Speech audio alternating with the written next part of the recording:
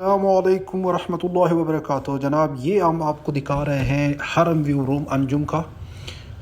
King size bed है, double room है और ये बहुत बेहतरीन व्यू है।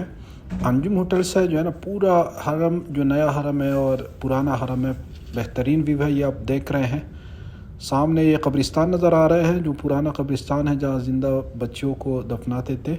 ये हरम शरीफ है, क्लॉक टावर ये पूरा यहाँ से नज़र आ रहा है। ये रूम है जनाब, किंग साइज़ किंग बेड पड़ा हुआ है इसमें, और ये टीवी स्क्रीन लगा हुआ है, और ये ड्रेसिंग टेबल वगैरह सब आप लोग देख रहे हैं। वहाँ पे कॉफ़ी टी सब कुछ ये पड़ा हुआ है। ये वॉशरूम आपको दिखाते हैं, ये सामने शावर एरिया आप लोगों को देख रहे हैं। तो ये था अंजुम का रूम जो आप लोगों को दिखा रहे थे।